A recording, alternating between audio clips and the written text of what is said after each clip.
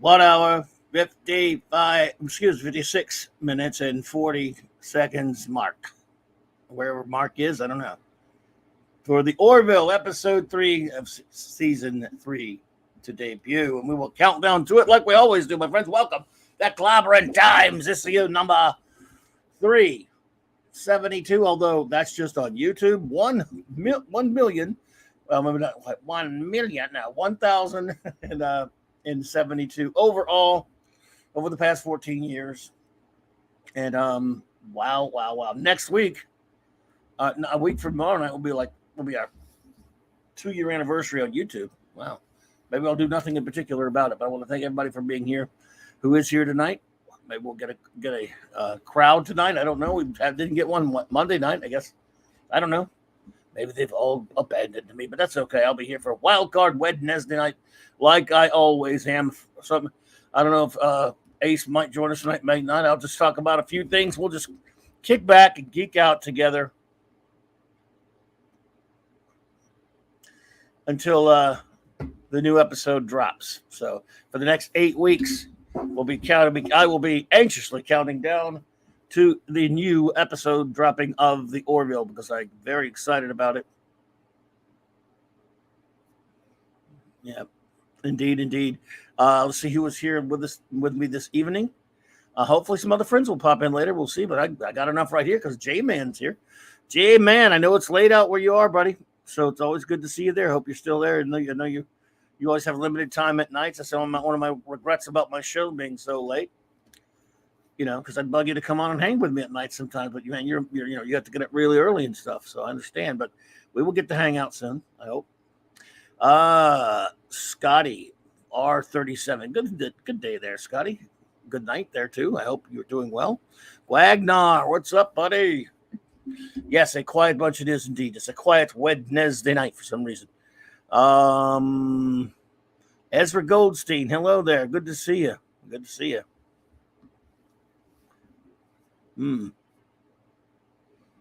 And then it is. Oh, and hey, the great D. Bud Martin. What's up, man? Am I? All righty there. Good to see you, man. Good to see you. Anyone else who pops in, I will acknowledge them accordingly. What's going on out there in the world? In addition to us counting down another fine episode, I'm sure it'll be a fine episode of the Orville. What is up with you all? The big elephant in the room, I guess I will talk about Blow Me One Kenobi first, I suppose. Just get that out of the way. I don't know. Buddy, my Ace was going to, he's busy tonight. Otherwise, he might pull in later. I don't know. But if he does, I'll backtrack and talk about it with him later as well. I don't know. Did anyone of you even seen or even care about Obi-Wan at this point? Any of you watching it? 5 episodes in. I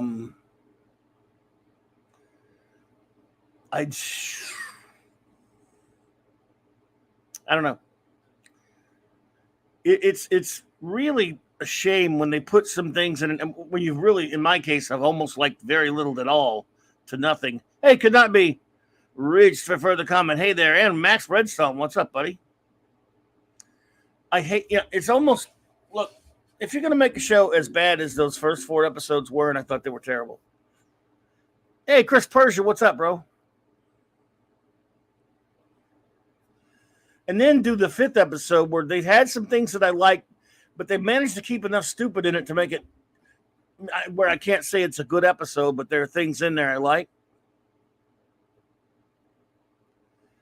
But, they did something in this episode that I wish they had been doing all along, to be quite honest with you. The show's not good. Just not. I mean, but you can see putting a few good things in something doesn't make it good. You have to be fair and go, yeah, that was pretty interesting. That was nice. That was cool. Look, we're geeks. We do that. Excuse me. But that doesn't rate it for a good review. Yes, it's the best episode they've made, I believe. Most people who don't even like the show are saying that. Yeah, it's the best one. Athena Follower, how you doing? And if I apologize if I'm spoiling anyone if you don't want to be spoiled. Ezra asks, and it is Wednesday night, so it's wild card. You could ask anything you want. What do you think of Neil Patrick Harris and the new Doctor Who 60th anniversary? Well, since Doctor Who is pretty much dead to me, they've destroyed it. That's the kind of thing I would have been excited about many years ago when there still was a Doctor Who, because I like him. He was great as the music master on Batman Brave and the Bold. It might be interesting in another time. Athena Follower had a birthday yesterday. Well, happy belated birthday to you, Athena Follower. I hope it was a wonderful celebration of your latest orbit around the sun. And look, it's perfectly fine to point out the good things in something, even if you don't like it. You go, yeah, but that was good. We all do that. That's normal. And so, if you don't mind being spoilery, and usually you only care about spoilers if it's something a show you care about or whatever.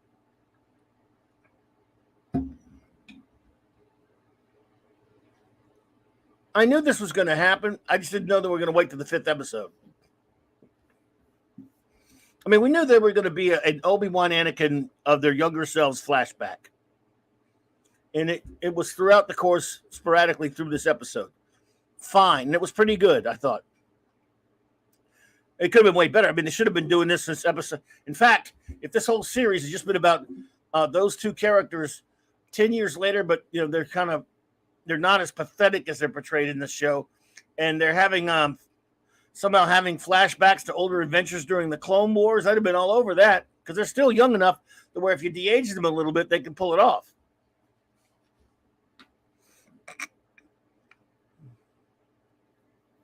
They didn't really de-age them enough in this scene, but it was still, I thought it was all right. Last week, look, full disclosure, the first 4 episodes of Obi-Wan had got me so distraught and aggravated. Because however you feel about the prequels, I'm not the biggest prequel hater in the world, nor do I think it's the best. I mean, the original trilogy, in fact, the first 2 movies are my true love of Star Wars. I mean, I've liked some comics and some books and some EU stuff, okay. I've now, even because of how bad it is now, I've even warmed up to Return of the Jedi, but I've had a lot of problems with Return of the Jedi. And the prequels have good things in them. They're way better than Obi-Wan, but they're kind of like that in the sense that there's all kind of stuff that make you go, oh boy. So a lot of bad writing in the prequels, a lot of bad dialogue. But I think Ewan McGregor is terrific as Obi-Wan all throughout them. I love Mace Windu. And, there's a lot of great Jedi action. It's basically good for the pew-pew and not so much for the story. So there are a lot of things you could criticize about the prequels, but there are things I like about them. Well, this past weekend, because I was so sick to seeing the way they were portraying Obi-Wan Kenobi in this show, that I went back and watched all 3 prequels. And I agree with what some people have said, even who don't like them, are saying they did age well. They did age well as far as I'm concerned.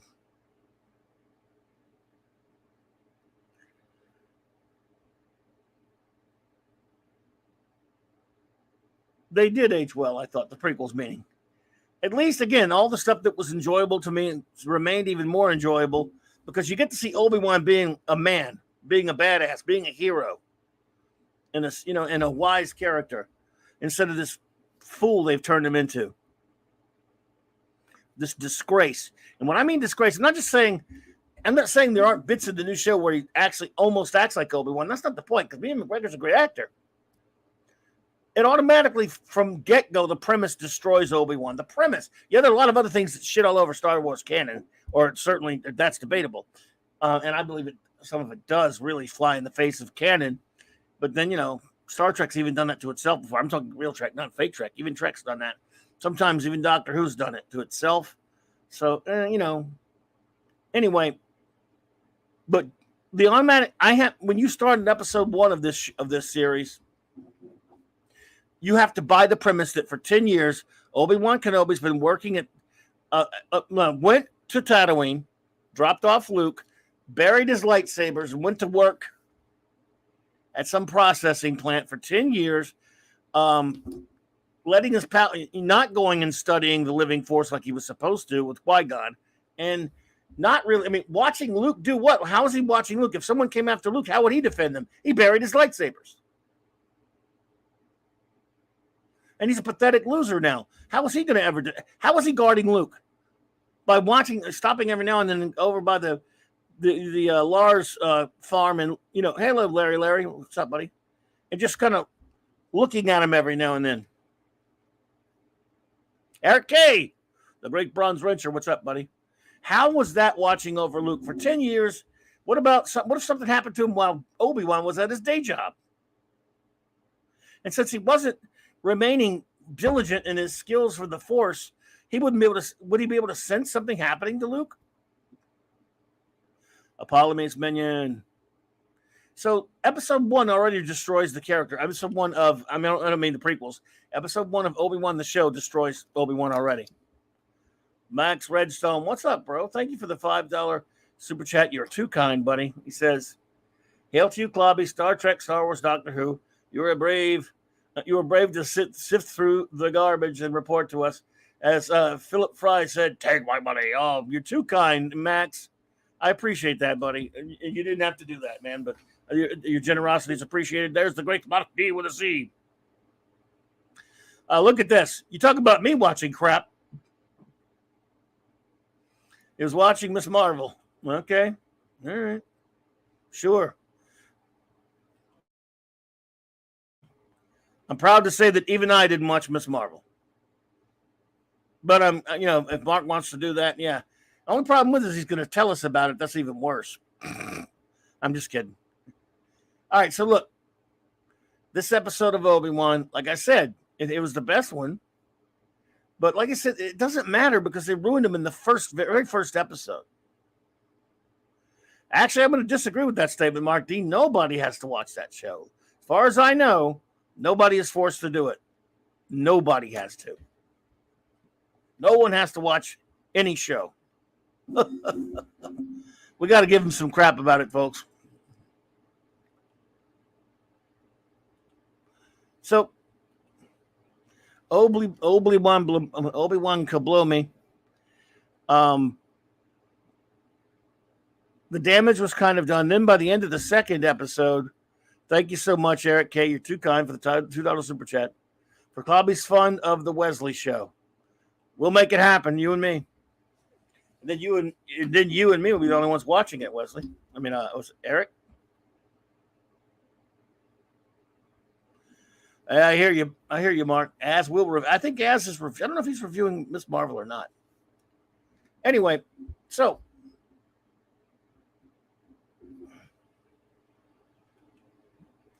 J-Man says, I'm tired of this. It will get better syndrome. Like, how many episodes do I have to see in order for the show to get? Yeah, exactly. They get to episode 5 and give me some things that I liked. And it still had a lot of stupid shit in it, by the way. But the point is, not only that, J-Man, but remember, like I said, he's already ruined in the first episode because of the premise of accepting him falling out with the Force, bearing his lightsaber, not really protecting Luke at all, not really looking after him. I mean, not really. He's just working a day job. And he's whining in a cave somewhere doing nothing. Not anything he was supposed to. It was set up that he was agreed that he would be doing in episode 3. Learning more about the living Force and learning how to communicate with Qui-Gon. Where the hell did that go? And there's a couple of mentions in the first episode where he's trying to talk to Qui-Gon. Well, that's horseshit. That's pathetic. He's pathetic. And then at the end of episode 2, like I've said this before now, when he's already acting pretty pathetically, and then when Reva tells him that Anakin Skywalker is still alive. Hello there, Comic Relief Crusader. And by the way, the fact that she knows that, or the fact that he's surprised by it, either one are asinine. But when she says that, the look of abject fear on his face told me everything I needed to know about the what was going to happen on the show after that. And so far, I've been right because the next episode, he's getting bossed around by a little girl, rescued by a woman a couple of times, and then gets his ass handed to him by Vader, a fight that shouldn't have happened, and then rescued again. And then in the fourth episode, when he goes and granted he rescues little Leia. By the way, this show is all about little Leia and Reva. That's what it's about. And Leia should never have been involved in the show. But I have one question to anyone who is watching this show. Why did they kidnap Leia? First of all, why did they kidnap Leia? Why do they think Obi-Wan had anything to do with Leia? Who knew that? I want to know how they knew that. And then I want to know, when they take Leia, why didn't they file Bail Organa to Tatooine, who would have led them right to Obi-Wan, and there he is, instead of trying to lure Obi-Wan to some other planet? Why? I don't know. Because their writers suck. That's why. I mean, look, we know why. Do not worry about that. Thank you so much for the other $2 super chat there, Eric K. Do not worry about it. That's Obi-Wan Kenobi. Yeah, Obi-Wan Kenobi. Exactly. He's a pansy. J-Man says, I asked that. Not Sean or Steve could answer. I literally asked that and was like, what? Yeah, why? I mean, Bail went right to them. I mean, he could have led them right to Obi-Wan. But still, I don't know why they kidnapped Leia. Why did they think Obi-Wan had anything to do with Leia Organa? Why? Why, writers? Why? Or did they just think he was buddies with Bail, and Bail would go ask him somewhere where he is, that Bail knew where he was? I mean, that's a stretch. How would they know that? What would make them think that that Bail Organa had access to Obi-Wan Kenobi's help if his daughter's kidnapped? Why?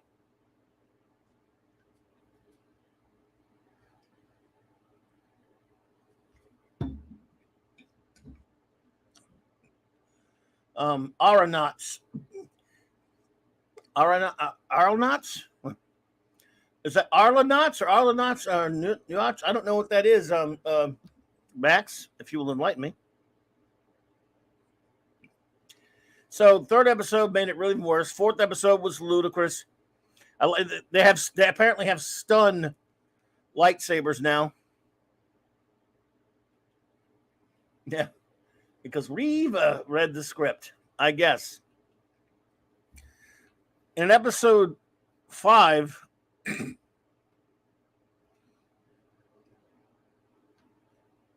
there's some okay scenes, but by then you have 4 episodes of damage that can't be fixed.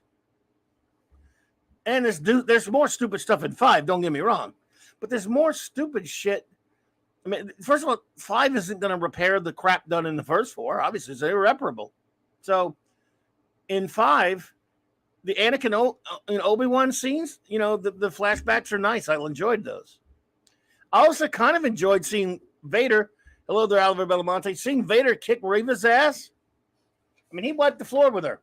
That's the way it should be. I was actually shocked that they did that. Shocked that these people would let that happen. You can stun people like on Trek. Well, I mean, I'm just saying, it seemed like you could.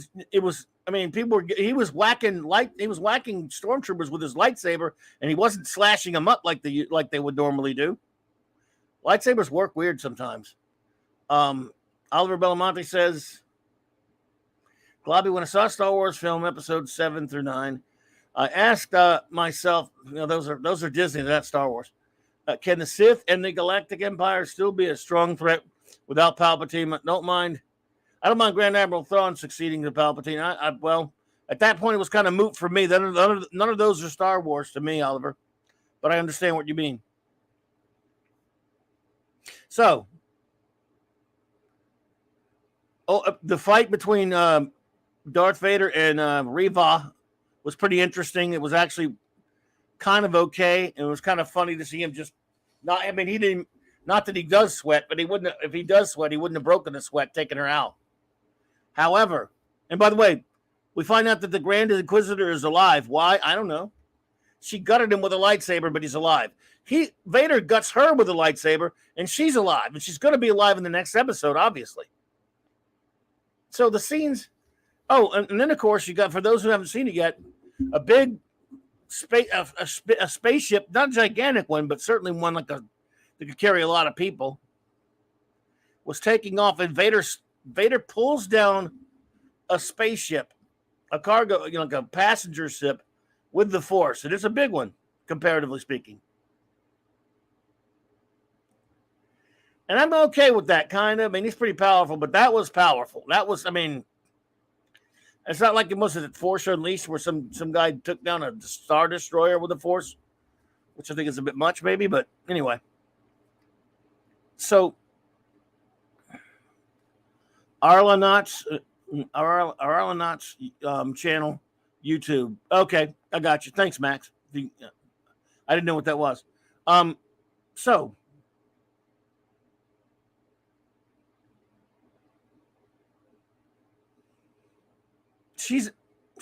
I guess you could only die from a lightsaber up your ass if you're Qui-Gon Jinn or Han Solo. But if you're the Grand Inquisitor or Reva, and there may be a reason, they just didn't tell us. Larry, thank you for the $5 super sticker. There may be a reason they just didn't tell us. And maybe they never will. And why would they? But at the end, of course, of the episode, again, as I said, sprinkled sporadically through the episode are the flashbacks of the Jedi Temple of a big lightsaber sparring match between Anakin and Obi-Wan, and it's pretty cool. I enjoyed it. That was pretty good stuff. Like I said, I'd like to have seen more scenes like that. I would have taken out, just like they did with the stupid Boba Fett show when we got a whole Mandalorian episode. I would like to have seen a whole episode dedicated to some untold tale of when they were right before the Clone Wars. This scene was obviously before the Clone Wars because Anakin had 2 flesh hands. So, and did it look 100% exactly like they were that young? No, they may have been able to de-age it a little bit better, but it was fine. It was fine, and it was just a lesson that Obi-Wan was teaching Anakin. It was pertinent to what was going on in the episode. But I would like to have seen a whole episode that said, to hell with it. They're both having a memory, and we get to see them in their prime, having some adventure that, untold adventure that was never even in the Clone Wars cartoon. There was something that was before the Clone Wars.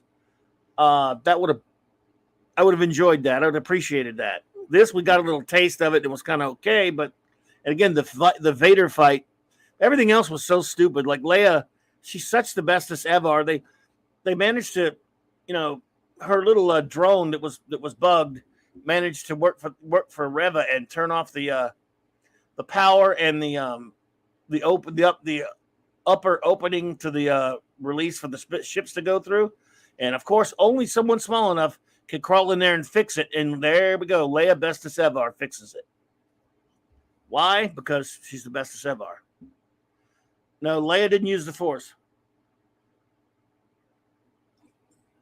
And the episode ends with Reva, who's very injured by Darth Vader, who didn't finish her off for some reason, even though we find out the whole time she wasn't there to go after Obi-Wan. I don't know. That's also inconsistent. Okay.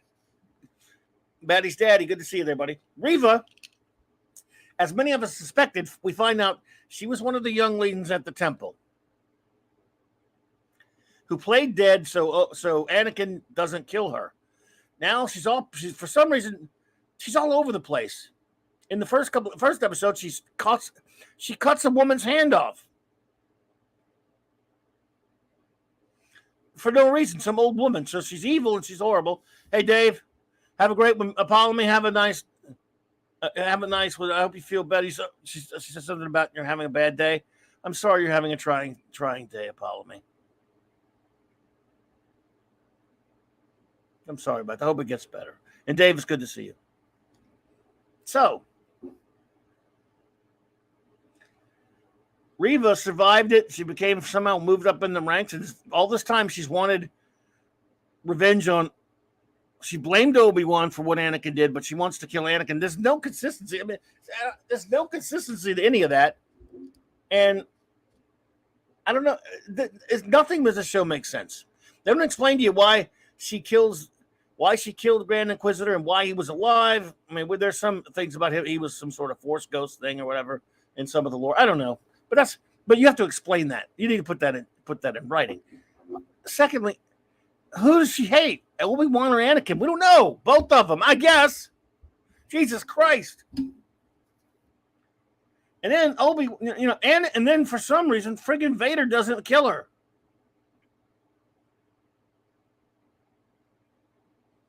All right, Scotty, take it easy, man. Good to see you. So why Obi-Wan doesn't finish her off? Excuse me, not Obi-Wan. And Vader doesn't kill her. I have no idea. He said, no, Reva was gutted as a youngling by Anakin, survived to become an Inquisitor. Only been gutted by Vader 10 years later and once again survived. Yeah, yeah, exactly, Chris. I don't know if she was gutted when she was a kid. She was playing dead, she said. I don't know if she was injured or not. I have to watch it again. I'm so tired. First time back at work. Clobberin Diamonds rant like Mexican Iron Man helps me the day better. Oh, you too kind. Comic Relief Crusader, too kind. And thank you. And I'm glad congrats on getting work. And I hope that's going well, man. Good luck with that, buddy. So he kicks her ass, but he doesn't kill her. I don't know why. It was a pretty good scene when he fights her and kicks her ass. But so at the end, she finds this communicator that stupid ass Obi-Wan left on the ground that has the message from Bail Organa mentioning the kids. And she now knows that she needs to go back to Tatooine. And the last shot is a shot of young Luke Skywalker, 10-year-old Luke, in his bed. So, are you kidding me? This is a bunch of bullshit. It's nothing they can do in episode 6. I don't care if they do have cool scenes. I'm not taking in by this. By the way, I'm being fair in saying stuff. There were cool things in it, but let me be clear. This show is garbage. Athena, have a good one. Thank you for being here. Appreciate you. The show's trash. But putting a few bells and whistles in it, putting a few things that are nice, trying to put perfume on the pig doesn't do shit. You've already shit all over the whole 19 years between episodes 3 and 4. You went in there with crayons and put vandalism, put little vandalism all over it. It's I mean, not for me because I'm just going to pretend it didn't happen, but it's still ugly and it's still stupid. And you gave us Ewan McGregor, who was so great in that role before, at least in my opinion, and you just don't do anything with him. You make him pathetic. You make the character of Obi-Wan pathetic. And you make Vader look cool and stuff, but you don't. I mean, you sort of do something cool with him by having the big fight. Then for some reason, he doesn't kill his enemy.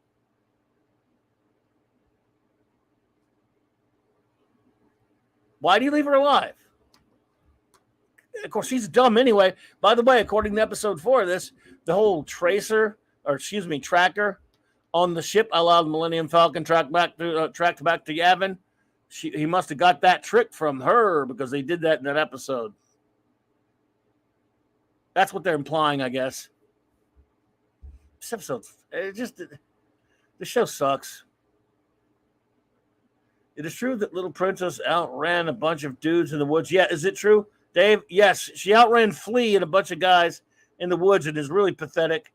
Someone said it was something like Out of Home Alone, but not funny because it looks stupid. Yeah, somebody, I don't know if it was Gary with Nerd Radical, whomever, did a video of that. Phantom Outsider, good to see you, buddy. Dave did a video of that and put the Benny Hill music to her running around and all that stuff, and it's pretty funny. It is pathetic. It is, and little Leia, I mean, nothing against the little actress. She can never do anything against the actress. She actually does a good job. It's just little Leia doesn't belong there, and she's not written well. Nobody's written well on this show, though. Everybody's written poorly because we have garbage writers. CW Star Wars, just like all the bad reboots, Sucker Outhouse, so-called Trek, the fake Trek. That's CW Star Trek, and just like the chibi Doctor Who is CW Doctor Who.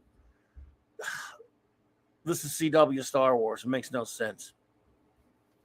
And I guess it's not supposed to. It's just to get people to, watch it and make money, I guess. But it's just kind of a shame because, I never cared about Boba Fett that much. I didn't really care much what they did with that show. Mandalorian, I thought it was an okay show. I watched it. I liked it all right. But it was never having nothing vested in it because he was a new character. It was fine. He was all right. I liked the show fine enough. Nothing against it. Even though it was by Disney, I was willing to call balls and strikes. If the show's good, I'll call it. But this is a character, Obi-Wan's an important character in Star Wars to me, so is Darth Vader. To see them just dumped all over like this, I got to tell you, it's not fun. And look, one more episode. There's no way the sixth episode can redeem it. It's just not possible because the fifth episode couldn't even redeem it, and they had some interesting stuff in that.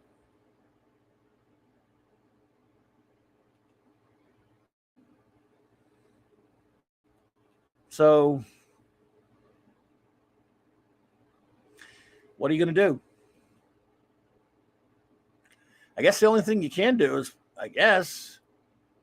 watch something good. And the only thing good is the Orville. We got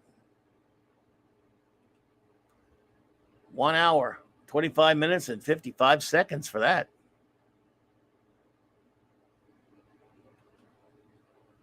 Thank goodness.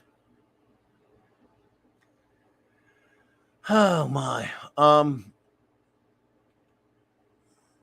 Sorry, my computer's going very slow, doing slow crap for me here, everybody. Apologize that. Since it's wild card Wednesday night, and we didn't get to touch on. I don't think Did I talk about this? I think I did talk about this Monday night. See, I can't remember what the hell I've been talking about. It was a comics talk thing Monday night, so yeah, I did talk about it, but never mind. I knew I was going to talk about something because I thought I hadn't covered it. Anyway, I haven't even done any show notes. I just said hellos. Quick show notes. Saturday Night Star Trek this week will not be reviewing 4 episodes of TNG Season 7 because our wonderful first officer, Raquel, will be on an away mission. So we will just open it up and maybe have so many of the crew members if we can get to come on and just talk some open Trek. We'll think of something. We'll definitely talk about Wrath of Khan a little bit because it's the 40th anniversary. We'll talk a little bit about that for sure, but also other elements of Star Trek. Thursday, June 30th, Iconicon 2 is my panel will be 9 p.m. Eastern time. And it will be about toy comics. I'll be joined by the great Michael French of the Retro Blastings. The Retro Blasters, of course, who put on this con, did a great job of it last year. Really looking forward to this year. Let's see here. Michael French will be joining me, like I said. Jeff Barker of Chasing 80s Toys and Endless Bullets podcasts, Matt Swafford. Those extraordinary gentlemen will be joining me, and I'm really looking forward to hanging out with them. And we're going to talk about, again, toy comics. That means comics that were based upon toys, of course.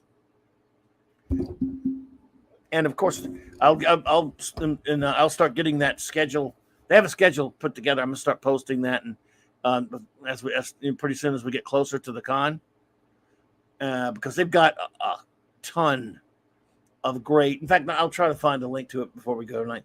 A ton of great panels from I believe it's that Wednesday to Sunday, all day long, just as they did last year with Iconicon. They got some terrific subjects.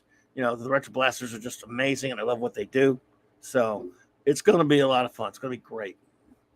And of course, tomorrow night, Clobby's Clubhouse. Naturally, the clubhouse will always be open on Thursday nights. Raquel and Mark D, and we will be talking about stuff. We'll talk about the latest Orville episode and whatever else comes up.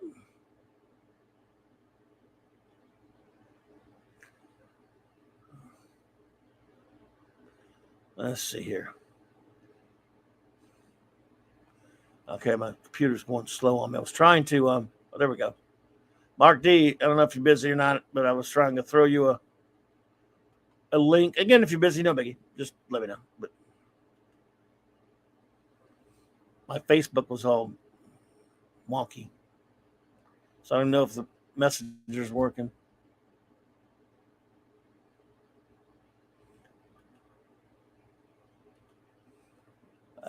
Take that off. So, anyway, Will Raquel be on tomorrow night? Yes, Ezra, absolutely. As far as I know, I mean, yes, she will be on. She will be on the clubhouse tomorrow night. Yes, indeed. Appreciate you. Let's see. I was about to talk. See, that's what it sucks when you're senile. Because I was about to cover a story that I'm pretty sure I covered Monday night.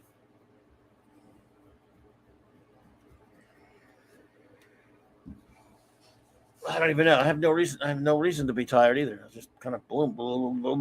But anyway, maybe because I'm just so aggravated by Obi-Wan. So hopefully tonight's Orville will cheer me up. I can't wait to see that.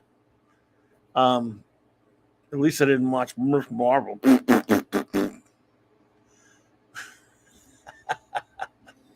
And you know what? I didn't even bring any candy to eat for celebrating. I ran out.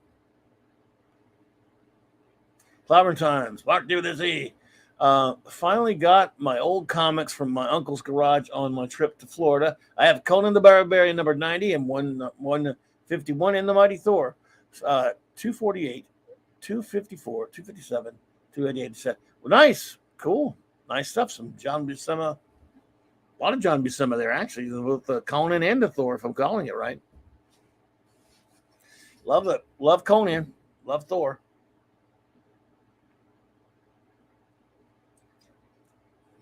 So I'll use my tea, I guess. That's not some nice tea that every time we get when we get below a certain point for the countdown. Counting down.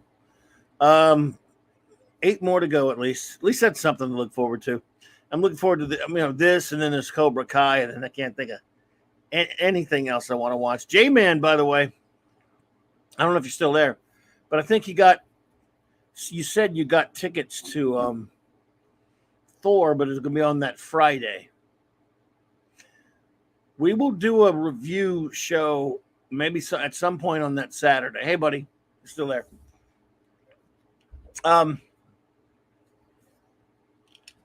We'll do that review maybe that Saturday afternoon. And I'll sit through it. We will suffer. This will be the last. I might make this the last Marvel movie I go see. I might call it after that. I mean, what is on the schedule? You tell me, everybody. What is on the schedule? This is going to be. Ugh. But as far as the big guys, we know there's never going to be another Iron Man, real Captain America. Hulk probably either. This is the last of the big guys as far as the big, heroes of the MCU now MCU. There's no point in going seeing another one. Blake 7 panel, Max Redstone. It's going to be in the daytime. I think I'm doing it in the daytime since it's a British show. I'm going to do a special edition of the Global Geek Gang. It'll be thinking about maybe in the middle of January. But I'm not so sure because I might have to make it on a Saturday because I want J-Man. J-Man, you want in on the Blake 7 panel, right? I want J-Man there and I want Raquel there. And Mark there because I think, Mark's watched it now. See, Black Panther 2 is not. No, did I say January? I meant June. I'm sorry. If I said January, I'm sorry. I told you I was. Okay, J-Man, look, dude, we'll do it. Might do it on a Thursday. Then. If I said January, man, I'm just senile. June. Well, no, it's June now. I meant July. We're almost out of June. July, probably the middle of July. For no particular reason, by the way, other than it's just like I got too much stuff going. I got to make sure I promote it enough. And maybe if we will do it on a Thursday. If the Thursday's in the daytime, and of course, LT is another one. If a Thursday, I got to get everybody together. Getting everybody together for this thing is a big problem, Max. A lot of people work in the daytime. I don't want to leave anybody out of it. The people that I don't want to leave out that I know are dear friends that love Blake 7 are obviously you, LT, J-Man, Mark, Raquel. Yo, bud. What's up? Hey, thanks for having me. Sorry. Thanks for being here. But so J-Man, Max, so there's the problem. Being able to work this around everybody for a daytime thing is not going to be easy. That's the only reason why it hadn't happened.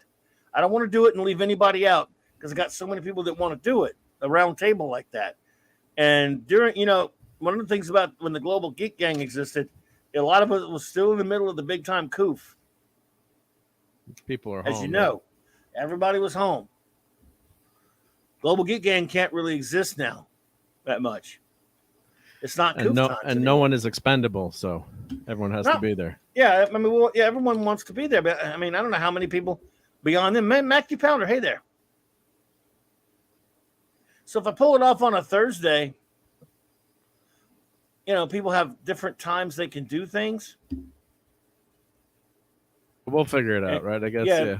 I don't want to leave anybody out of it. It would have happened. Look, if I had my way, I would have done it 2 months ago, but I don't want to leave anybody out of it. So I'm trying to, it's a monster to get everything all together because I don't want to also tell somebody, hey, we're doing it this day, and if you can't do it, too bad. I don't want to do that either. I don't want to do that because, Blake 7 does not get enough love. It never will really get enough for my taste. So as many people, and again, I know it can't be everybody. It can only be 10 of us, but, We could do you could do like an overall show, and then maybe you could do like a season review, like another show. It doesn't have to be all at once, but I know, maybe you could do like favorite episodes of Blake 7. I would like to do a 2-parter. Yeah, I'd like to do a 2-part panel. Oh, there'll be ones where I just do my rating. Like I'll do a show. I might just do a show by myself where I do where I rank all the episodes and say screw everybody else. I'm doing this alone. Kidding.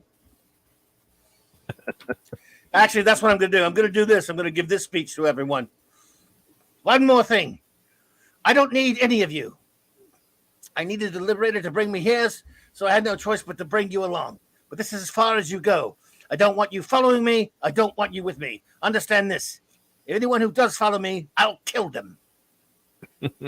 I know Max knows what episode that's on. Yeah. I can't name the episode, but I remember watching it. Yep. Is that second season? Is that second or third season? Nope, 3. 3. All right. Max knows it's Terminal. Oh, yeah. That's a great episode, yeah. I love that one.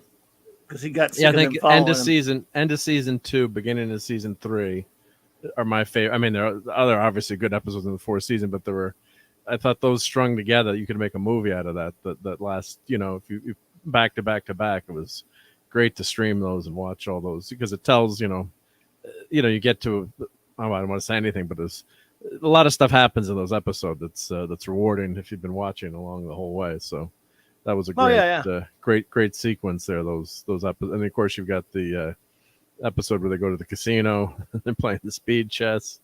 That's a classic. I think that's that's towards the end of the 2nd season, right? That's I'm nowhere near the expert you are. Terminal? That's episode of the 3rd season. That's the last one. Okay. The end of the Liberator. Yep.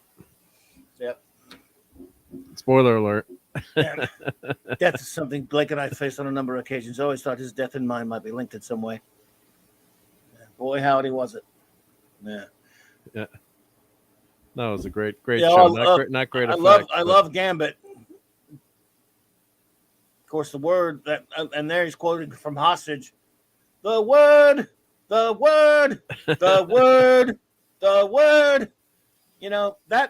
Travis grew on me. Brian Croucher, grew on me. He got better at the end. In the beginning, it was kind of rough. Call him Elvis, yeah. Yeah, he was kind of rough from the beginning. He is the better guy, but he did get better in the. He get better in the end. Stephen Greif is a pretty cool dude. He's still all over YouTube, like on Twitter, where he tweets out cool, funny stuff. He's like a funny guy. He's good dude. Oh, D-Bud says, Torturous, who haven't seen Blake 7 in ages. Well, you can get it on the good old BritBox in the USA, and I think it's on available other sources, but yeah. But BritBox is the official way in the USA. Yep. Rumors of Death is a magnificent episode, buddy. J-Man, I love it. You know, I tell you what, one of the things we'll do tomorrow night, it's not a Blake, I mean, it's not like it's, since Raquel has now watched Blake 7, tomorrow night, I will announce my, I won't do the whole ranking, but I'll do my top 10. I'll do because I've ranked and rated every episode. And of course, my ranking and my ratings is gospel. All 52 of them. There are no other valid lists but my own. And Rumors of Death is my number 2, J-Man. So that's a good call, dude, to have it that high for you there, buddy. Great one. And I love Rumors of Death. I mean, anything in my top 10 I could see being anyone's favorite episode. Yeah. What he did to Shrinker, man. J-Man, you know it, yeah. I haven't read it off yet. I've just said bits and pieces like, oh, that one's at this number, that one's at that number. Yeah, Stephen Greif was the best there. Could be. Yeah, I mean, but he didn't want to come back for that second season, or just to pay it, or he was busy, or I guess you probably weren't paid that much back then too. So if something better came along, he would he'd take it. Stephen Greif, why didn't he come back? When they switched act, no one knows why. I'm not sure. He just probably got a new gig. I mean, they didn't make a lot of money. Yeah. Max, when we do, oh, don't worry, we'll definitely. I'll get your whole ranking when we do the round table. I want to have your ranking. If you've ranked it already, I want your round. I mean, and no one else has to give one if they don't want one, but Max wants to. So when we do the round table, that's one of the things I want. Max is your ranking. Send us a Google Doc. Yep. He can just read it himself if he comes on. I'll read it. Oh, sure. Yeah, awesome. Yeah. And he can play the clute in Speed Jest. Orville Nation, what's up, buddy? We'll get close to the episode, hey, PJ. bro. PJ, how you doing? Getting excited. Yep. I've got something. I've got something printing right now that PJ might like. Let me see. Well, let me call it up. Hold on. See if it's working. Let me pull this up here. Because it is a countdown, right? So we got a countdown going. So now see, we just talked me into wanting to watch Blake 7 again, and I'll be doing it again. What am I saying? I do it every year. I do it like a couple times a year. So, but yes, getting there close to the hour mark. And Nerd Portal asked me Nerd Portal asked me to go on right after the episode to hang out with him, do a first reaction. Yep. Cool. Yep. Cool. So let me pull this over to my screen here. For the next 8 weeks, we're going to end this show right when it goes to 11. Right. So I can get in there and watch it. Loudham Outsider says the reason it was Blake 7 is Avon didn't care about who got the title. They just wanted the ship. Money. Well, of course.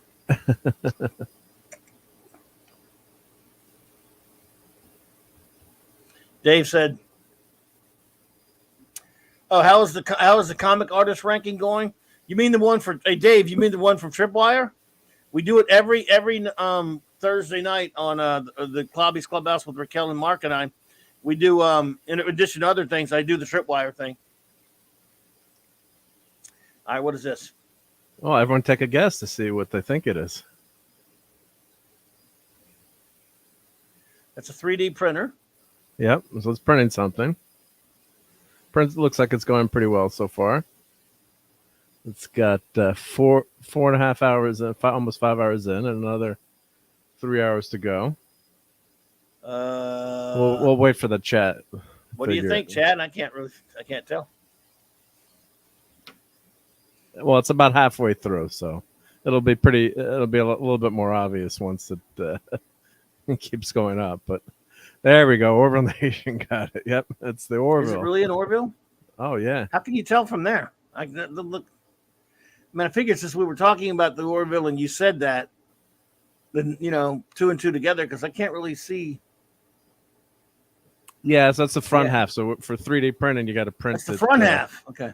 Yeah, so it's only halfway through the front half. So you got to split it in half to print it. Nice. So if anyone wants one, get in touch with me and we can work something out. Yep. So I could print it different sizes. This one's going to be about 120 centimeters, about a foot long, I think. Nice. Once it's all together, and you can print a stand for it. Then of course you get paint it and so I might do a nice paint job. You can find decals for it, but that's the one thing. There's no Orville, I don't think, other than the one small Orville model that they did on what's that? What's Eagle the company Moss? that does it? Eagle Moss. Thank you. Yep. I don't think there's Gary any has Orville. one somebody made for him. Yeah, but I think that was a custom kit. I don't know if they've made any like PJ would know maybe, but if they have any Orville kits out there. PJ, that's Mark D with the C. My old buddy Mark D with the C, our chief engineer. Hey PJ, yep. He's the master of 3D printing. So I love to 3D print. So this is what's great about a 3D printer. Then you can make your own stuff, and there's tons of stuff on the internet. So there's they've got the Orville plaque, which is really cool. The Planetary Union. You can print those as coasters or make signs. So I'm going to do a bunch of those, and of course hopefully this ship will come out pretty nice. Well, I wanted to support the merchandising, so I ordered me a hat. Oh yeah, that's great. Yeah, I actually get one of those hats too. Sucker's was it expensive, like $35 or? Well, yeah. When you get through with shipping, it's $40 for a freaking hat. But I want to support them, and I wanted a hat. So. Yep. No, that's good. Yeah. So sure. Yeah. The more the people spend on the show, and I'm hoping they come out with like a Diamond Select lighted ship someday. That would be really cool. But in the meantime, 3D printing's the way to go. So, but there's a lot of fun stuff. So I've been doing the Doomsday Machine and. I've been doing some other couple. I got a couple surprises going to Raquel, which is going to be fun when she opens that box with that 3D printer. And I might be sending something to you, but I'm not going to tell you when. Well, I might have to tell you so you expect it, even though you want it. But once you see it, you're not going to be able to. You're not going to be able to turn it down. Trust me, you'll like it. You'll like it. Yep. Thank you. I know you don't want anything. Yep. I know. I mean, I appreciate it though. I can still appreciate it, even though you don't need to. Yeah, like that. I know. But when you're like a fandom saying, why don't you print 5 at a time? So usually I do like 2 or 3 at a time. This is the first time printing something like this, and this one's this is like a 10-hour. It's not too bad, but it's like an 8-hour print. So what happens sometimes too, 3D printing, it's Murphy's Law. Say you're doing like did the whole ship together, like 4 of them. And one of the pieces go bad or something goes wrong, your filament jams, you never know, or you run out of filament even though you should check before you print. Then you've lost all that time. So I found it's better to do, like one half like this, and then, or what I was doing when I was doing a certain other spaceship, I would do like, 4 smaller parts. So at least if, God forbid the print goes bad, the filament's not that expensive. So that's the good thing. Filament's about $20 to $30 a reel, and you could print quite a bit on one reel. It's surprising because you could tell the printer, don't print it solid. It's only like you can see here, the Orville, it's just doing the hull there. So it's just creating that section. Yep.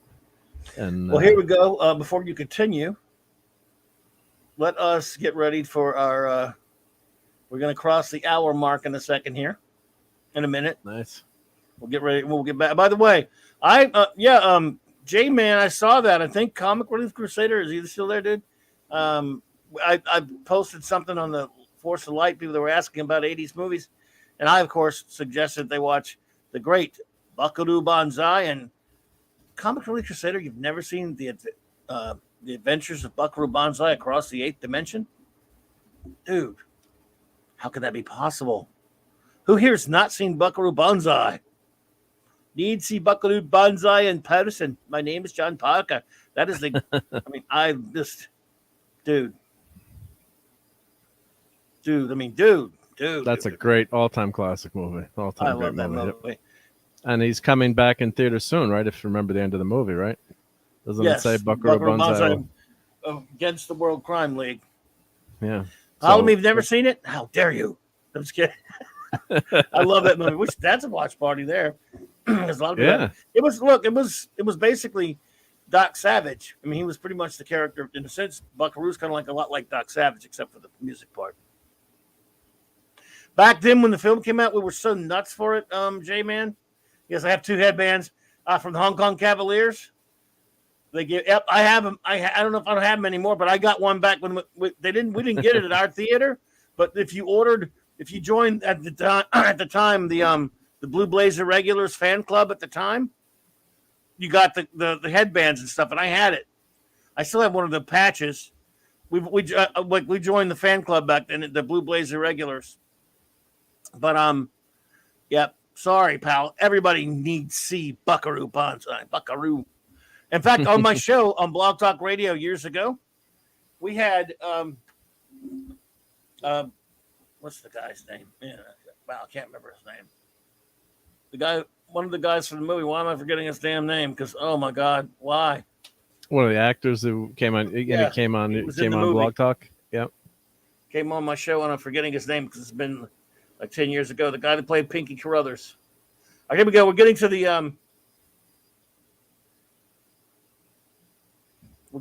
the 1 hour mark, folks. Almost there. Stay on target. Almost there.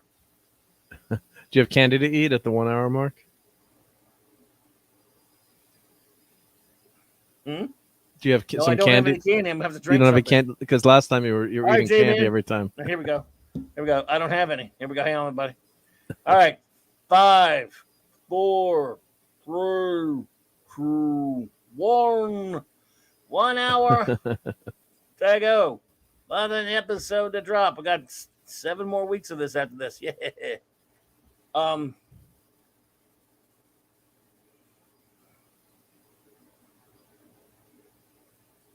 Yeah, but I'm so mad at myself right now. Why? Because there's no way, you forget the name. Oh, Billy Vera. That's right, man. I can't believe I forgot about it. He was. I forget names all the time. Yeah, but this is ridiculous. He was on my show. Billy Vera was a member of the group from the '80s called Billy Vera and the Beaters. I don't remember that. No. And they did a song. They did one of the most famous songs of the song "At This Moment" that they used on the show. What was that show? He wrote the song "Family Ties." That song. It was one of the most popular songs of the '80s, 1987, called "At This Moment." And that was pretty big. Billy Vera and the Beaters, but he was in Buckaroo Banzai, so we got him on the show. Andy Masterson, what's up, buddy? Hey, Andy. Hey, he remembers him. So we go to get Billy Vera on, and I had a problem. I tell Claude and my friend Kim at the time, who was she did the show with us, said they knew his music. I didn't know much of it. And all I knew was Buckaroo Banzai. I said, the guy was in Buckaroo Banzai. He could come on, sure. Claude, we're talking to him back and forth on Facebook. Really nice guy.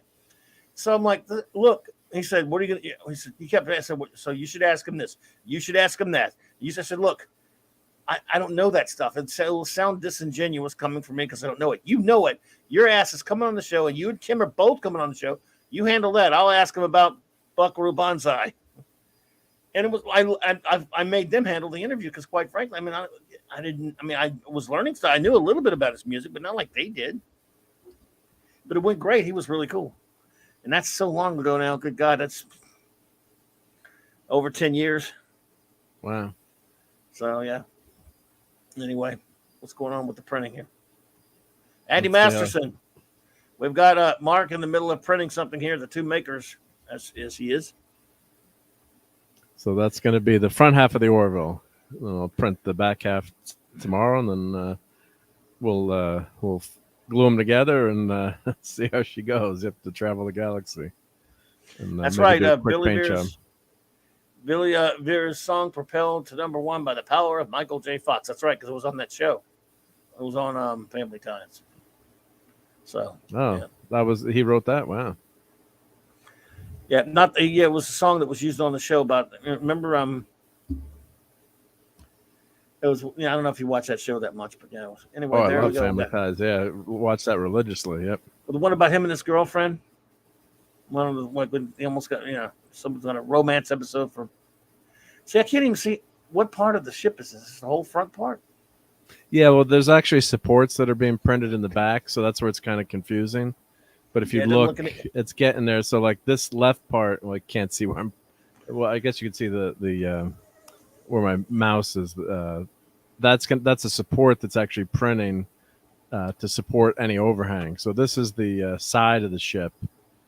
So it's kind of it doesn't really look like much right now, but these are all supports that'll be pulled away once it's printed. So I can pull. Let me go to Thingiverse. I can show you what it looks like.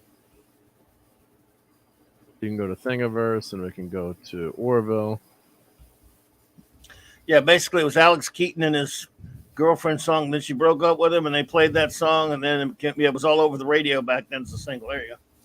Look at that. So that's why it doesn't. That's why it doesn't look like much when. So see, that's what it's printing. So it's at the bottom part right now. So it's doing that. It's printing the bottom part right now. I got you covered. Yeah. So and then that's going forward. So it's doing. So when you print, you've got to print, straight up, or you want to print it so it's efficient. So this is the guy who's printing it, one half and one half there, and then you glue them together. And the great thing about 3D printing, you can change the, you can change the size if you want to. So you can change, the scale. It's just a matter of time, and the longer it prints, it could actually end up failing, unfortunately. So that's the full. You can actually print that as a full model too. But wow, man, the trick is like someone did them like as keychains, like a smaller version. So this is printing it straight, so that's printing that one half, the rear half. Paint it? Can you paint like flames and stuff on the side of it, like Gordon wanted to do in the first episode? Yeah, we should do one like that. Yeah. Remember, he said, "No, I'm not going to do that." Remember that one? Yeah, that was in the first one. Flames like Optimus Prime, right? Yeah. Yeah. So that's another piece. So that's that's that whole rear section because it's kind of complicated. The Orville's pretty complicated in the back there. So right. Let's see if there. I thought there was one that had a finished view, or you can look at makes here. Yep, we'll show you. Yeah, there you go. By the way, Andy does have a channel. By the way, folks, thank you, D Bud. Appreciate that. Yep. Great stuff on Andy's channel. Please go to Andy's channel and subscribe. I will make sure it's from now on in my description below. Wow, look at that. Oh, my goodness. So this person, I guess, so you could print this Planetary Union badge, which is really cool. And they made a stand for it. And they did, not that I'm any great artist, but they did a quick paint job on there. But, you can find decals and print them online, too. So if you made it to scale. But that's the great thing about I know a great painter. 3D printing. I know somebody who's brilliant at painting. You know someone who's good at painting, right? Yep. Well, it's good. Yeah. And the thing with the 3D print, you don't get great finish unless you do a lot of sanding and a ton of work. So some of it's kind of like, you just, from a distance, it's okay. So it's never as good as, a model unless you go, you go crazy and you really go all out and sand the heck out of it. You could spend hours and hours sanding. Should he have painted it all metallic? Yeah, I don't know why. I don't know. Unless maybe this is a work in process.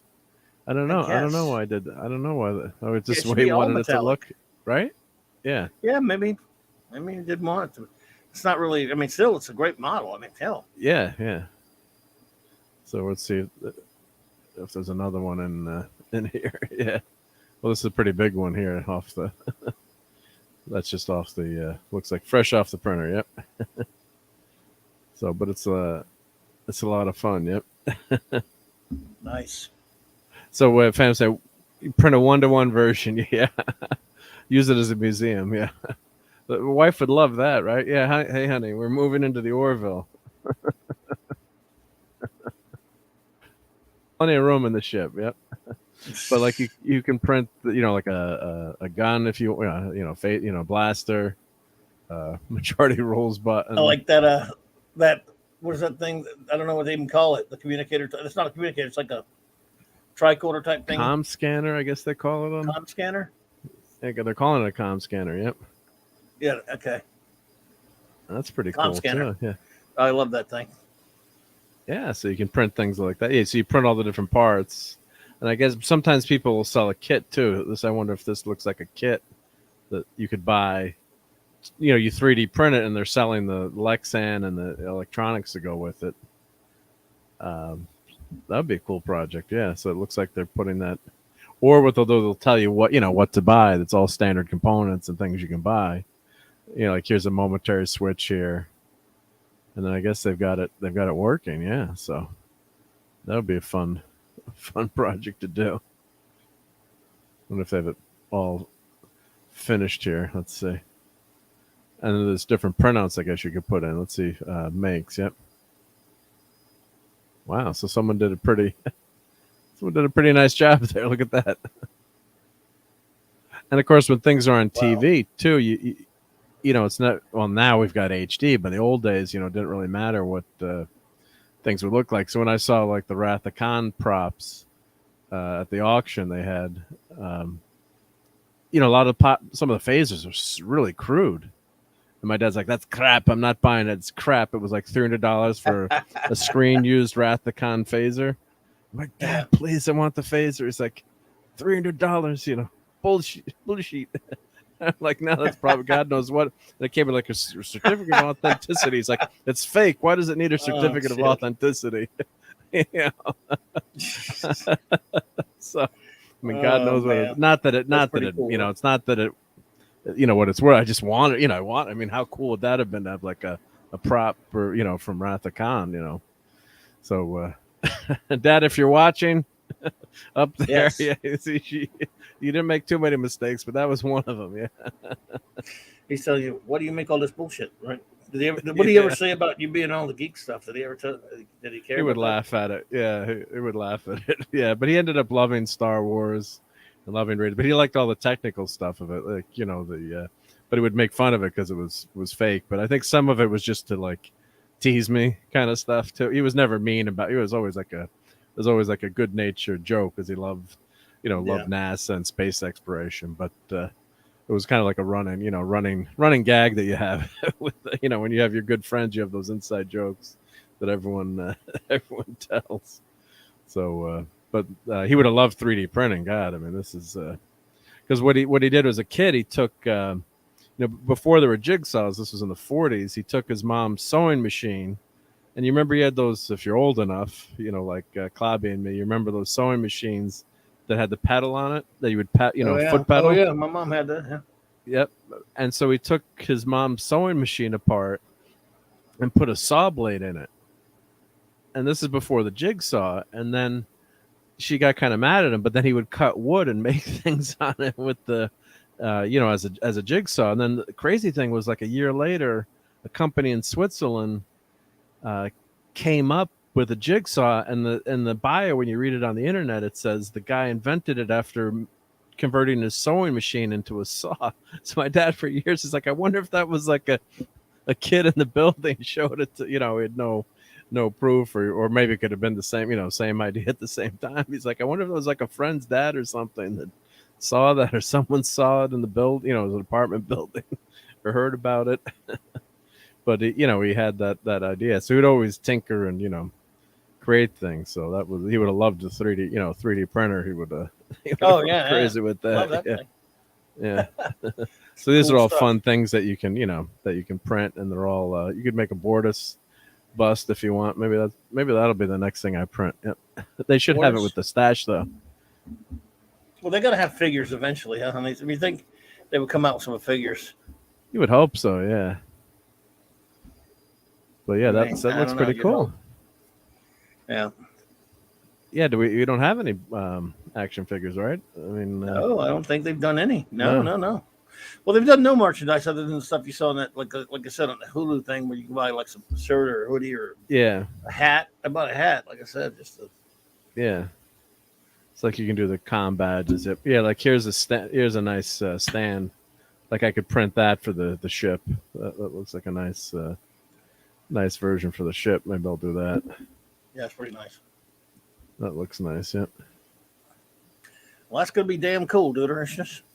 Yeah. Let's see. Oh, it came out of here. Oh, and She there's likes an it too. Isaac. Yeah, she likes it too. It's an Isaac. You can print Isaac. Yeah. What? You can make an Isaac? Yeah. Let's see. Wow, that looks pretty good. Oh yeah. I love that scene last week from Isaac when he stands and stares at that the alien stares him in the face. Yeah. That was some creepy shit, Lord. That was creepy. Yep. So, of course, people were saying that one criticism was the Isaac should have done something to grab the alien, but I thought it was a kind of cool scene where they were staring each other down and the creature. It's like, well, he's not organic. So, what is this? Yep. So you Yeah. can see, yeah, here's the printing details. So it's print time 5 hours. So it's got another 3 hours to go. Yep. Max Redstone says, I remember at one convention when Shatner and Nimoy were on tour, a vendor was selling resin cast replicas of TNG phasers for $150. One kid bought one, and his father came back irate. Um, there we go. Oh, the second part. Yep. Yeah, just I don't know. My computer's going really slow. Yeah. Gotta get this thing looked at. Like literally yelling and shoving the vendor later. Oh, and my friend bought one, and the vendor asked, "Are you sure?" Because I replied, I know. I saw the guy. He's an a-hole. You know, He knocked off $30. he knocked off $30. Yeah. Hey, Jill. Hey, Joe. Well, yeah, the thing is, people don't realize too. Like a cast resin, I mean, $150 is cheap. I mean, if this takes 10 hours to print, and then I had to, even though I didn't draw this, I didn't do the 3D modeling, but it probably took like a half hour to 45 minutes to get it ready to print, and you got to put it through the slicer, you got to save it, then you got to load it, you got to load up the printer, then you've got your overhead on the printer and the filament. So, to charge someone $200 for something like this is not, Yes. it's all custom. Great. That's what people don't realize. Like they were, when I can't believe that toilet that cost $600 for that NASA plane or whatever. There's whatever they're doing, and it's like, yeah, but if you've got a machinist that's making deservedly 50 to 100 to more an hour, stuff that you make one off, it's not like it's in heavy production. So like resin stuff like that, the guy's got to pay to do all the molding, and he's got to invest all the money and hope that he sells it and gets the money back. And it's people are kind of crazy with have no concept of how much things do cost, especially when it's low quantity or a specialty thing like that. Yep. Now we're looking our countdown 43 minutes. Nice. Yes, indeed. And does Andy? I know Andy makes toys. Do you 3D print Andy or no? I don't know if he does he do that. Well, I can get you addicted, Andy. It'd be fun for some of those action figure accessories and things too. Like if you're, I'm guessing that he probably makes a lot of stuff by hand. I haven't watched his channel, but there's certain things that you can 3D print. Now, what's really good are the resin printers. So they actually, this is additive, so it's kind of like like a hot iron, and it's squirting out the plastic, but a real fine little amount of plastic each time the printer goes around. And then they have a resin printer, which actually has a lot more. They're getting even better and better, and they have a lot more detail. So it's actually a resin that cures on a plate. So it's you put when you watch a resin printer, it's like it's dipping it. Almost think of like you remember when you go to Dairy Queen and you get this, the chocolate dip on your ice cream, your soft ice cream. So I always got to go back to a food analogy. So it's like you're dipping every time you dip in the chocolate. It's adding a layer. So that's kind of like what a resin printer is. It's building it up, and it can actually be a lot. And it uses a chemical reaction, and it uses light to cure the resin. So it's actually you can get a lot finer detail in a resin printer. So a lot of people that do, tabletop gaming, or say you wanted to make like little tiny phasers or smaller parts, the small resin printer is the way to go. a lot more detail, but you're going to have more of a mess with the resin and things like that. But they're getting really affordable too, so that might be one of my next purchases. Yeah. Phantom, so soft serve. Yep. So did you watch Obi-Wan? No, I didn't have a chance. Unfortunately, I had a board meeting tonight for a group, and those meetings when they say the I don't know about that. It wasn't too bad, but there was these meetings. People are like, let's get a move on, but they always it's supposed to last an hour and it goes 2. So I was hoping to watch Obi-Wan before the show tonight. But my son thought he's disappointed in the series overall, but he's my Star Wars normie. But he thought it was better, but he said he's disappointed with he didn't want to tell me any spoilers, but he said he doesn't like Obi-Wan in the series. Did I spoil you at the beginning of the show when I was bitching about it? Oh, it's all right. I don't mind spoil. I heard a lot. That's all right. I don't care about the show was garbage anyway, so it's not like you're. Yeah, it's garbage. It's not like I don't care worry that much. Yep. Was it Dave said? No more food diversions at Mississippi Mud that we were talking about last night. I guess I've been craving for hours. Yes, yeah, well, I hear you there. So yes, yeah, I did. Well, I just forgot when I bitched about it at the beginning of the show earlier. I just assumed that you'd seen it already. I'm sorry. It's all good. But it's not. Luke is in it for like a flash, I guess, or yeah, at the end. It's not no biggie, right? Yeah, but are they trying to build up Leia, really, or? Yeah, look. This is a Leia show. This is basically. I do like the kid as an actor. I think she's pretty good. I mean, True Max, yeah. No, it's nothing against her. Yeah, just that chase scene in the first episode was ridiculous. I mean, it'd be one thing if she slid down the hill and she got away for a couple seconds, but then the guys run into the tree and then. And she's supposed to be 10, but she looks like she runs like a 5-year-old. I mean, she's the bestest ever. I think Yoda could run faster than her. Yeah. And then I guess Reva gets impaled. I guess because you said that Reva fights Vader. Apparently, what's his face? The Grand Inquisitor comes back. He's not dead. He's alive. She comes and we don't know why. How? Although I was talking to my son. He said there's some stuff that might be that I can't remember if it's from an episode that in some of the EU or whatever it is that the Grand Inquisitor is actually like a zombie, a Force zombie of some sort. Oh, so he never dies? And that could be from EU lore. I'm not sure. All I know is she got, Vader should have chopped her head off because she's going to clearly be in the next one because he just gutted her and she didn't die. The scene where he fights her is pretty cool because what's cool about it is she's not even she's nothing to him. He takes her out. He plays with her. He's so good. He's so much better than her. Like a cat toying with a ball of yarn. She's nothing to him. And I thought that's the way it should be. Yeah. That's what it should have been with the first Force Awakens. It should have been with Rey. Should have lost. Exactly. I was watching that the first time. I'm like, what body part is she going to lose? Maybe a leg instead of just and then someone's going to come rescue her. Like, wait a minute, she won. No training whatsoever. So Reva gets gutted basically, but the Grand basically stabbed in the chest or whatever by Vader. I mean, he took her lightsaber away and cut it in two and turned it into 2 lightsabers. I mean, he whipped the crap out of her. In fact, again, the whole Anakin, all the Anakin, Obi-Wan stuff. Flashback is the only really good thing in the episode, other than when he was cutting the fight with him and Reva, I guess, but still stupid. Everything else is dumb. And again, let's see, let's see. Leia saves the day, and so does the other chick who gets killed saving the day.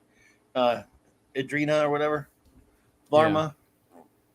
Sad to see her go. Well, she was a good character. Yeah, now spoiled it all to hell to you. No, that's all right. I don't think this is. But the Grand Inquisitor, the same Grand Inquisitor comes back and he says, "Oh, Reva tried to kill me." And then Vader. No, he just comes back and Vader knows he's alive. And there's no real reason given why he's alive, just that he is. I was just telling you, like some was telling me. Yeah. But that doesn't make sense, right? No, but then she killed him. because she told everyone that Kenobi killed him. Yeah, So it would make sense to me. He comes back and like that's right. you were a That's what traitor. she You were a did, didn't she? traitor. Did he say like you were a traitor to That's right. to She the said Empire? Kenobi killed him. Yeah, yeah. Okay. Well, that's why I'm pretty sure. Apparently, Vader knew it. Knew that she was lying. Vader knew she was full of shit the whole long. Of course, they show her story. She really, as we all knew, she was one of the younglings. Yeah. Who played dead, and I guess Anakin didn't notice. So, but why why was is she she after Kenobi? Why does she like? Blames him. Why does she like Vader? She should hate Vader No, for killing all her friends. She tells Kenobi about it, and she's pissed at him. Kenobi says, "You're not hunting me. You're hunting him." What do you mean hunting him? You know where he is. Yeah. I said, why doesn't she want to kill Vader? That doesn't make sense. She hates him. She wants to kill him, right? Then why is she doing this with why is she helping him? Why did she wait till now to try it? Why this show, it makes no damn sense. Wait a minute. Wait. You're telling me that the whole time she was trying to kill Vader? Yeah, she wants to kill Vader. But she was in the room with Vader a bunch of times, right? In her whole life. I don't know. She's good. She's flips. You find out she's good now. Not good. I mean, she was still an evil piece of chaotic crap, evil. She cut a woman's hand off for no reason. But all I know is she did blame Obi-Wan. You know, she did say she didn't want to help. She didn't want his help because she blamed him for Anakin's deeds for some stupid reason. But her bottom line is she wants to kill Vader. Well, then you've got to be shitting me. Yes, why you're waiting to now? I swear to God. Oh, anyone else see the episode? That's horrendous. That's so horrible. Oh my God. Why would she wait for this to do it? For years and years and years. Anybody else back me up on that? Did you see this stupid episode? Oh my God, that's crazy. Chris sent me Chris sent you something, I guess, right? A meme he said that partially explains it. Okay, I think I saw it, but I couldn't really see it that well on my phone. Hang on a second, Chris. Let's see here. Let me pull it up. We'll take a look at it. It was just really, it's so stupid. I don't know. But yeah, I mean, she played dead and he didn't know it. I've known people that's done that in real life. I knew someone who was in a well, maybe, but I knew someone who was in an incident, and I won't say where it went, but actually, they're Jedi though. They're Jedi, yeah, but they actually, they use the bodies to hide and pretend they were dead, and it's just horrendous. All right, I understand that, but yeah, he can't sense that she's alive. I don't know what kind of Jedi. I don't know what the. All right, here we go. Can't see it that well. I can see it if I go. All right. Vader easily extinguishes fire with the Force. Vader does nothing while Obi-Wan escapes due to fire in his way. I'm sorry, but that's not my problem. You need to leave. Look, if you want to help, I remember that. And then she goes, I let Obi-Wan escape. Soon the location of the path will be ours. Kenobi is the only thing that matters, she said. Yeah. Oh, that was a great clip in the middle there. Yeah, that's not my problem. And like, the guy gives who gives a speech? Obi-Wan is like, yep, totally on board now. That was hysterical. Ice Cube son or whatever this one's. Terribly bad writing. Not that it just horrible script there. Well, but anyway, basically, yes, she hates Vader. Well, she should actually. Kakarot and Dadman. But the point is, why is she working for him? Hey guys. Yeah, that's what I don't get. I mean, well, yeah, there are there are always double agents and people that and at the right time they come out or.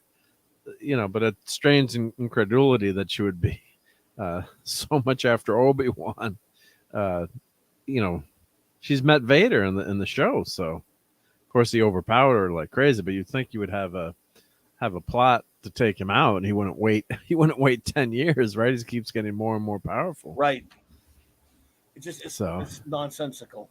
Well, I guess they show her as like a 5-year-old in the show, kind of thing. Well, obviously, yeah, they show her as a kid in the temple.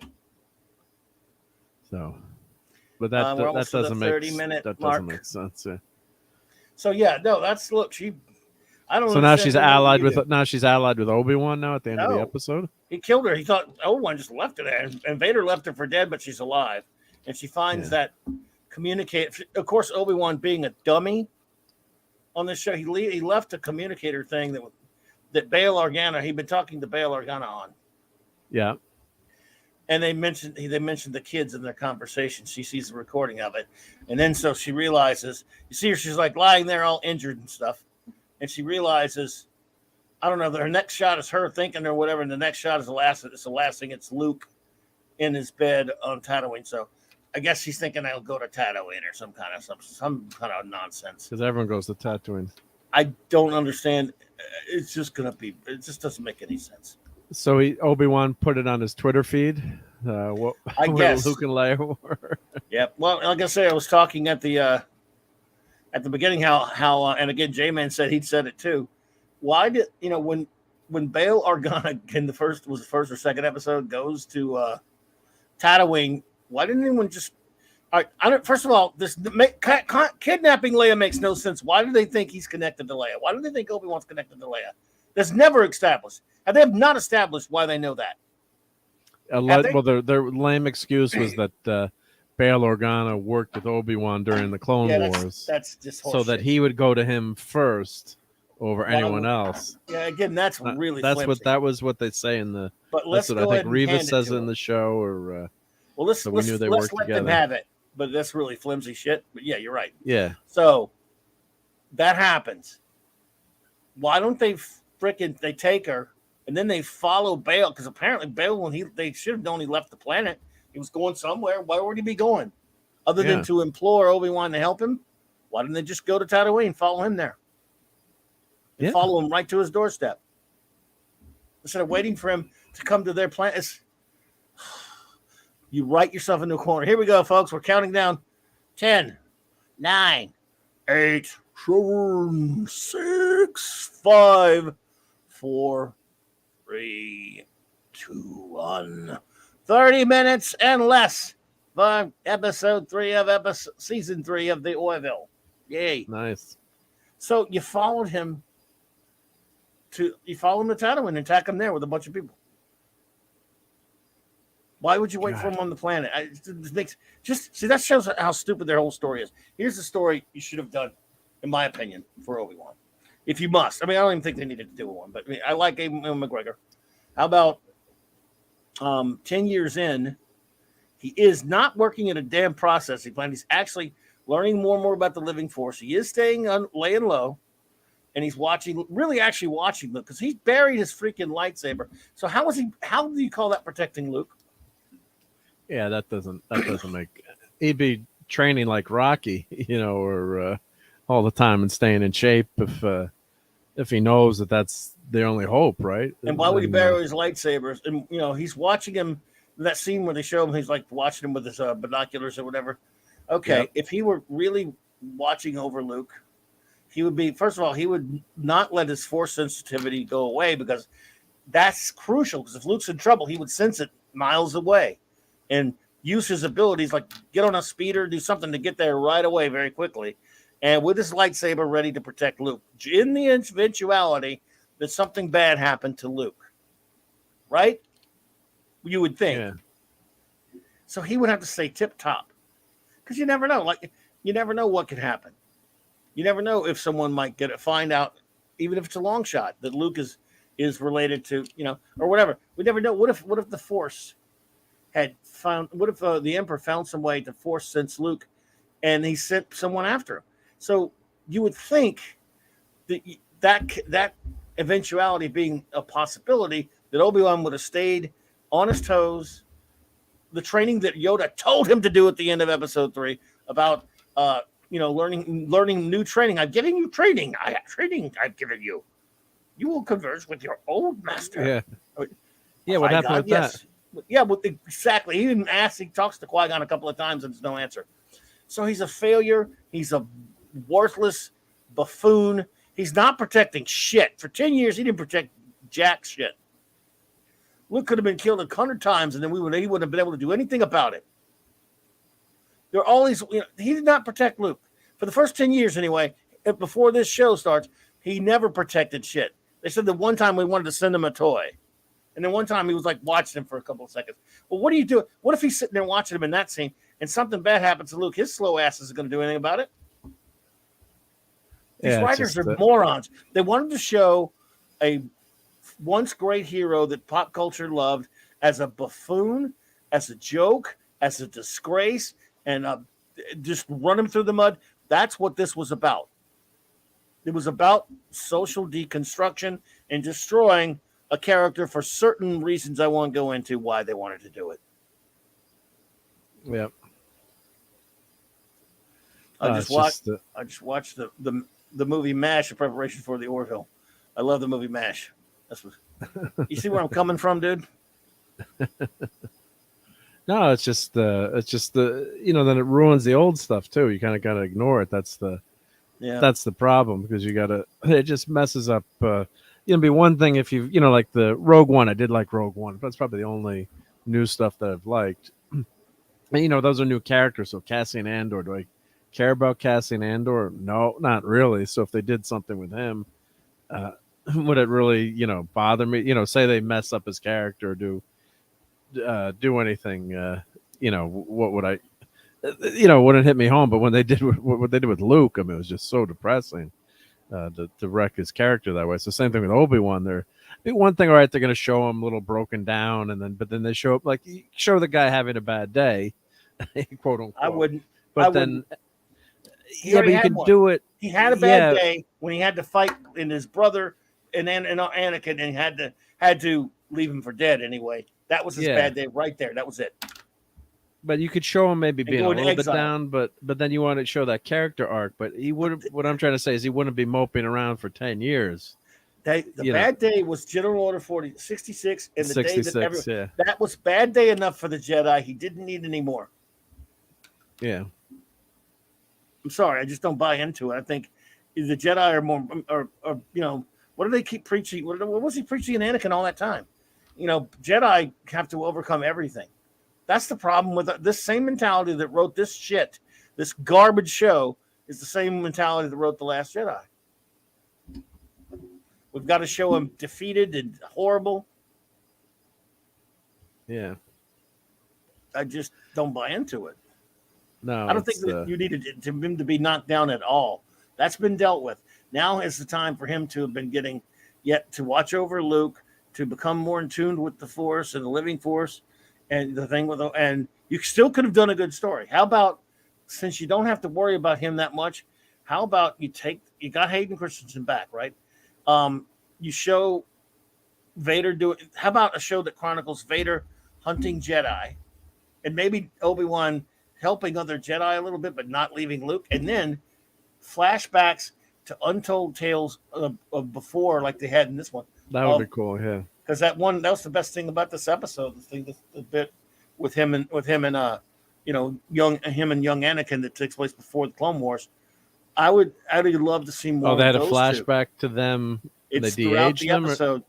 They de-aged them. I mean, some people said they didn't look young enough. I thought they looked all right, and it's a big. It's him teaching him in a lightsaber duel.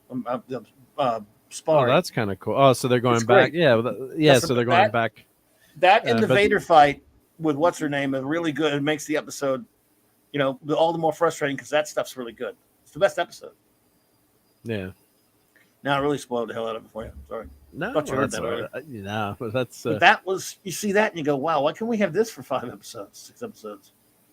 Yeah, if you do other stories that don't mess up canon, where it's you're adding yeah, where you if you're adding things like that, so yeah, that's too bad. Yeah. Yep, because opportunity lost, right? Yeah, because they're great actors. It was good seeing them together. I was like, man, because see the Clone Wars show, I didn't like it much at first. I hated the movie, but then it got better, and that was I'm sure you watched it, right? The character of Anakin's way better in that show than he was in the movies. Oh yeah. No, I agree. Yep. But this was a chance to do something like that, and this was taking place before. Yeah, well, this is taking place before the Clone Wars. This scene. Okay. They're in the Jedi Temple out on the balcony thing, and they're having a lightsaber sparring contest, and he's trying to teach him stuff, and it's, he learns from I don't understand how something that cool was in a show so shitty, because it even shows that the lesson he's learning. He talks about the lesson he's learning from Obi-Wan all throughout the course of the episode. And then every Yeah. time they leave it, you're like, oh god, back to the shit. Yeah. Right. Yeah,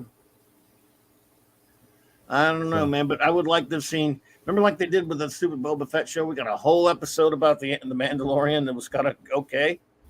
yeah, that was which was crazy. Yeah. So they should have done that with this, make like a whole, like 1 hour episode with them on some untold adventure before the Clone Wars. Wow. Would not, I'd like to see that. I'd go, you Yeah. know Well, what? that's It use your almost worth imagine. it. You can use your imagination and just show adventures like anthology stories, like and that's what was fun about Clone Wars. A lot of it, of course, was tied together from episode to episode, but they also had one-off stories, which are my favorite. So, uh, Yeah, but they really, yeah, exactly. They had some really good ones. I know The like Dad Man's not even watching this. Eric, He's a huge. Oh, Eric's got a super chat. Eric's got a super chat. Thank you for the $5 super chat, buddy. I appreciate you. He says they should have had, old Ben open up an ice cream shack in the desert using bantha milk. It could have cornered the market. You should read the book of Kenobi. That deals with a lot of stuff like that. About his first 6 months back, and that was good. What was it? What was Well, because of my screensaver went to. I gotta turn the screensaver off. Yeah. what happened? No, the on my at my computer that's at work. So I'm dialed into my computer at work. So this is actually streaming. So then after a while, if you don't move your mouse, it'll go to the screensaver. Yep. I didn't notice. It hadn't. It's still streaming. Oh, it's still streaming. Yeah, no, I got to turn off the screensaver there. If I just move the mouse over, it won't do it. Yep. The other thing that was great was the Clone Wars cartoon before the Clone Wars cartoon. In other words, the one by the guy that did Samurai Jack. Oh, the MTV one was on MTV. I guess was it on TV? Was it on MTV or was it on No, Cartoon Network? But they decanonized it too because they said that was too.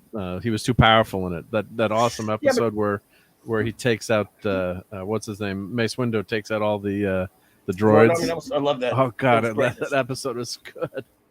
Yeah, but that last episode did lead right into episode 3.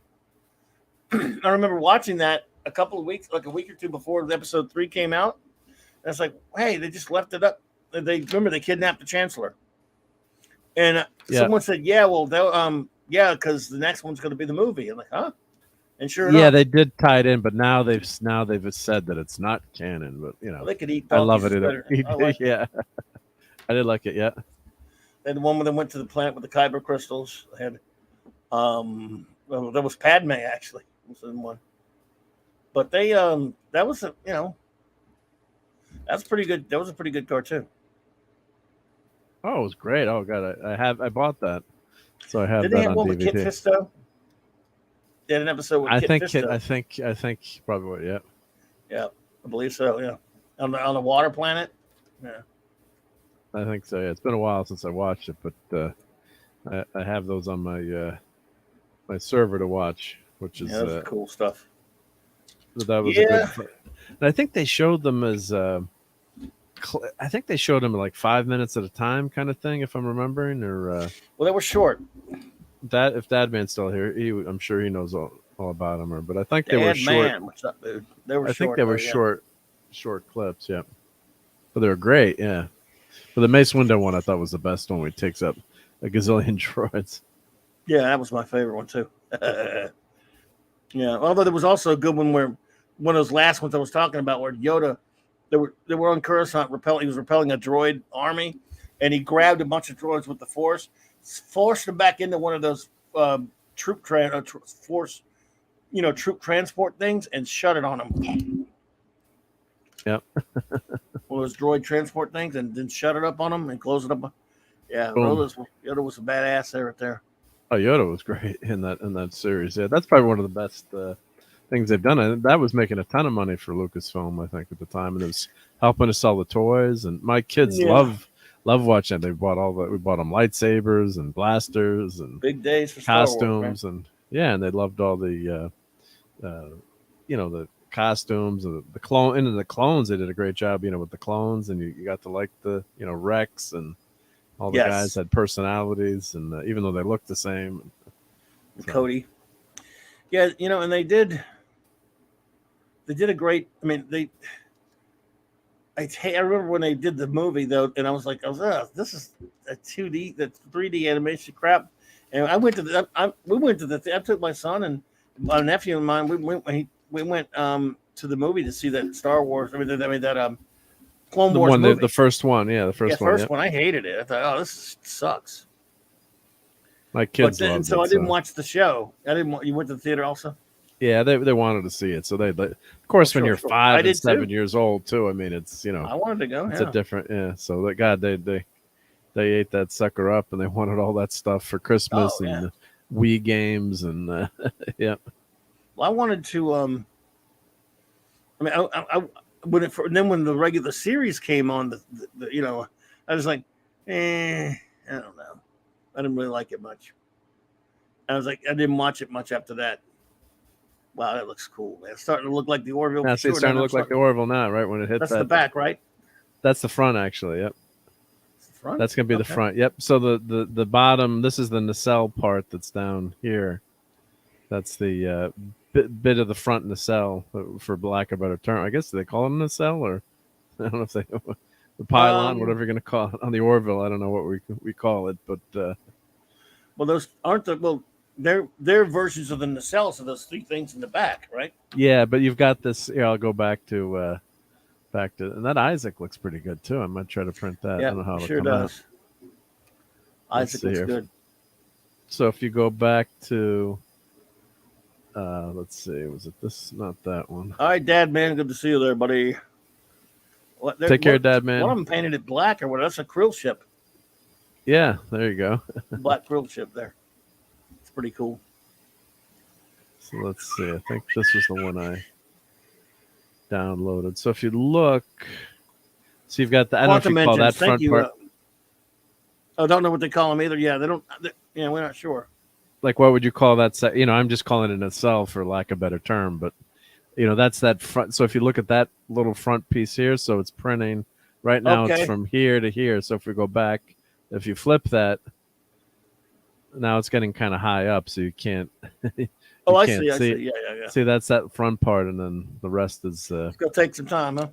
Yep. So we got 3 more hours. So the Orville's gonna be finished. It's still in space dock.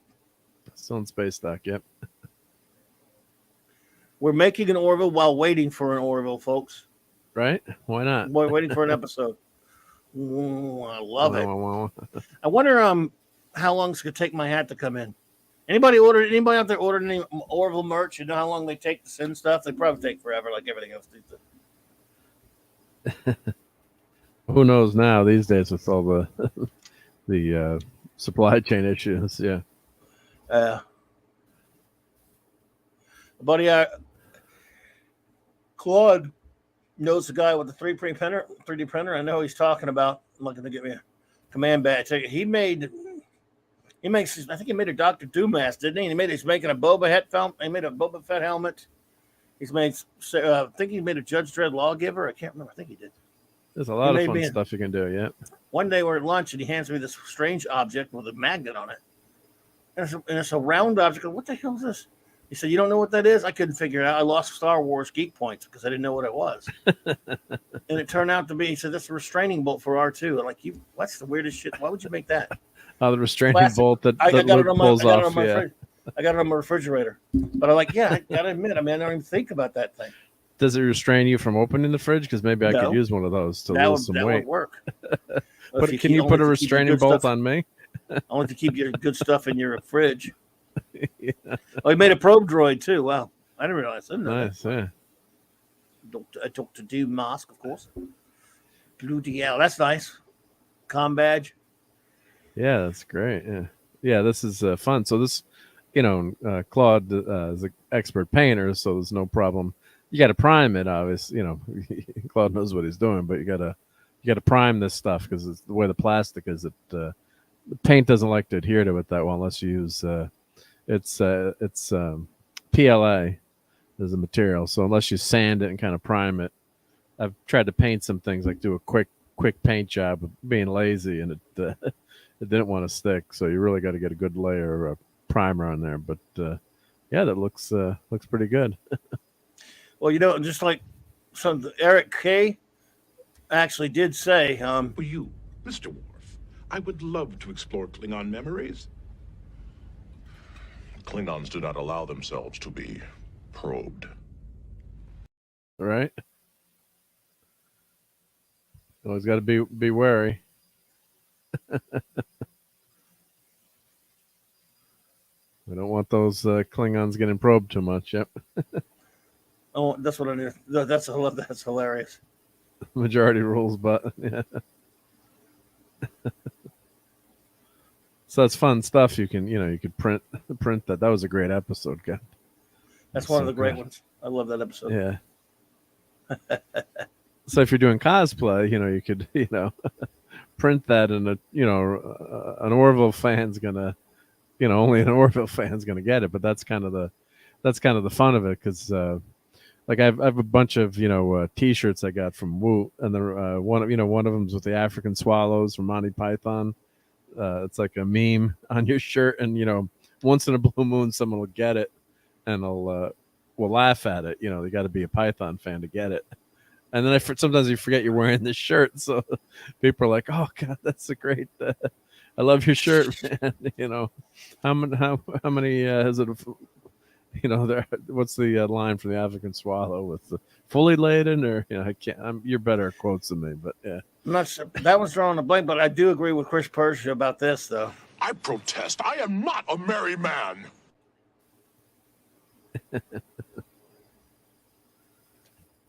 Play? Protest. Yeah, I played. Yeah, that's a classic. Yep.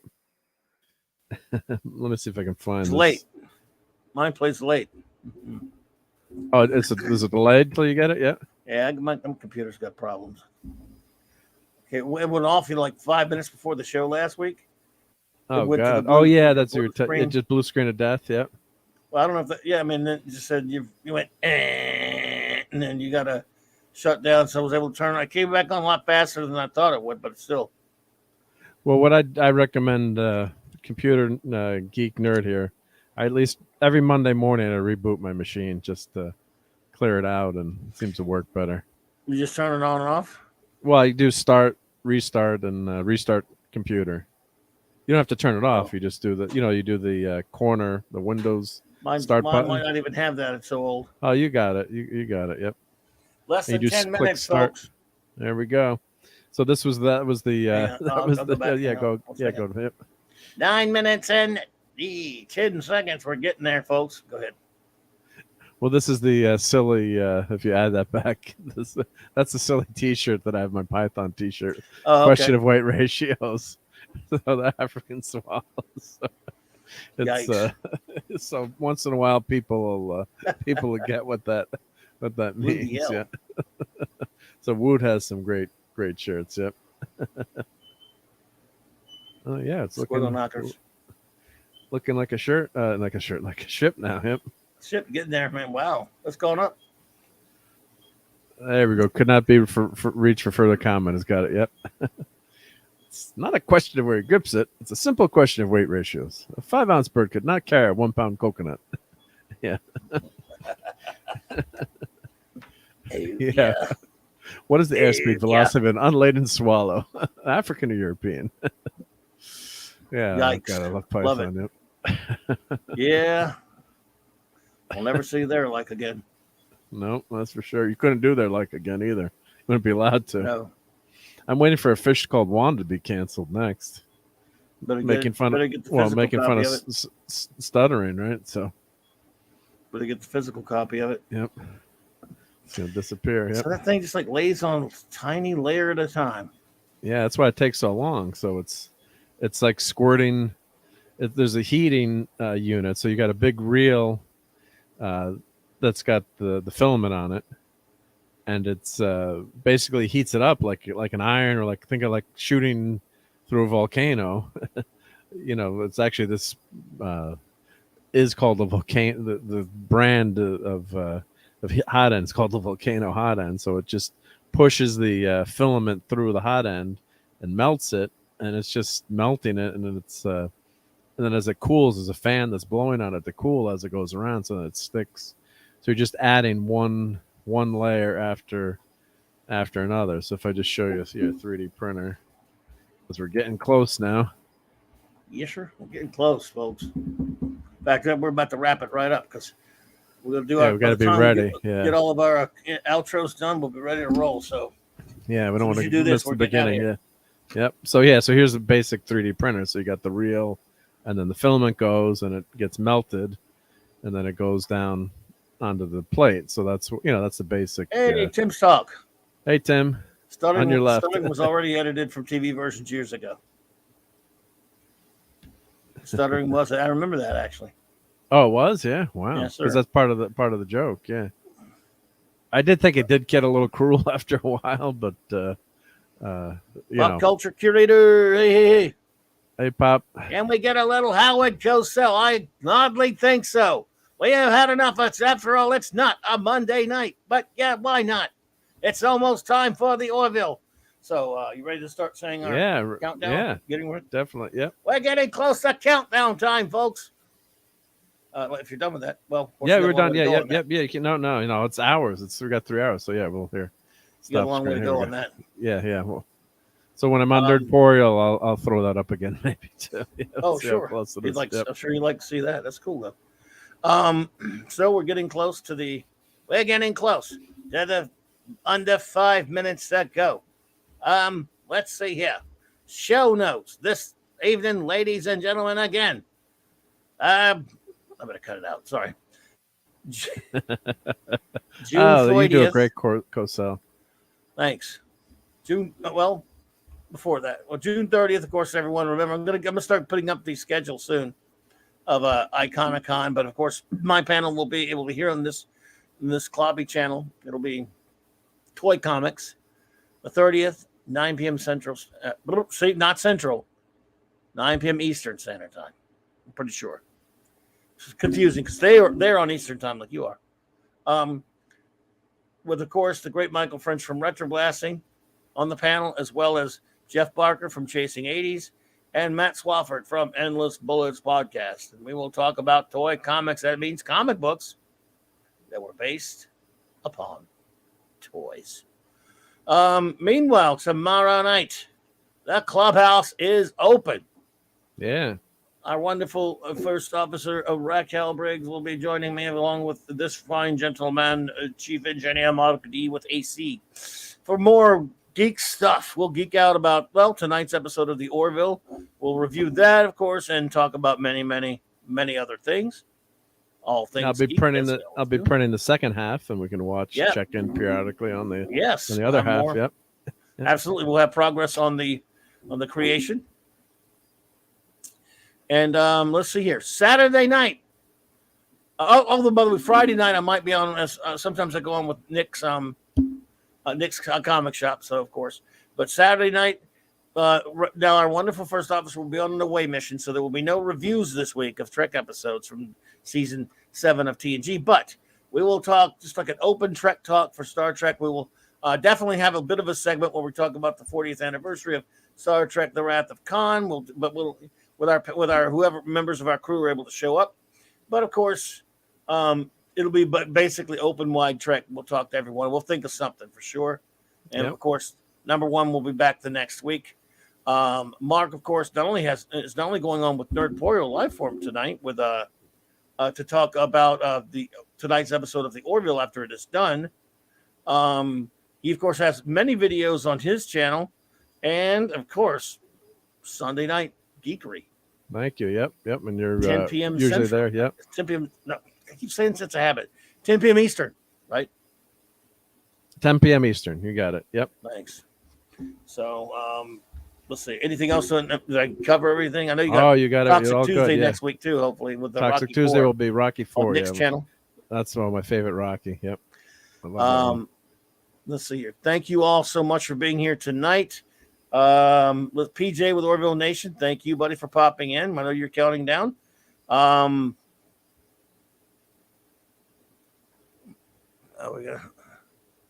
Are we going to go to the beta? Please hope. I don't know. Pop culture curator. We will find out soon. D. Bud Martin, the great D. Bud Martin, Phantom Outsider, Dave, pop culture curator, Eric K. and Chris Persia, Claude Parrish. Let's see here. Tim's Talk, Maddie's Daddy, great Steve Mitchum. Let's see who else was here. Max Redstone. Could not be reached for further comment. J-Man. The Comic Relief Crusader. Jill, the wonderful, lovely Jill. Great to see you, Jill. Thank you for being here tonight. And I don't know who else we had.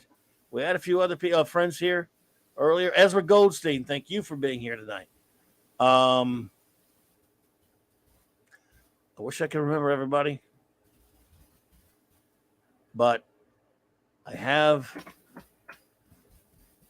Let's see here. Matthew Pounder, thank you for being here. Dadman, thank you for being here. Zacharot, thank you for being here. Andy Masterson, thank you for popping in, buddy. Good to see you, sir. And I always think we got everybody, and then we don't have everybody. But we're about anybody I missed. I'm so sorry, but we're trying to count this thing down. We got to watch the Orville. Yeah. No offense, so we're now under a minute. As soon as this thing gets to the minute, I'm calling it, and I'm going to do an opening and end credit or anything. I'm just going to call it done.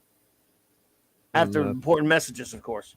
So, everybody, boot up your Hulu. Yep. Yeah, buddy.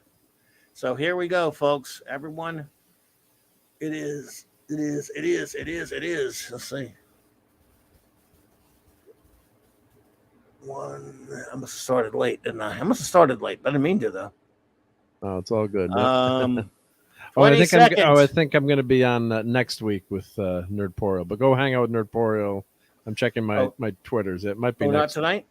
Might not be tonight. Might be. But anyway, either way, just go watch his show. He's got a great show after the.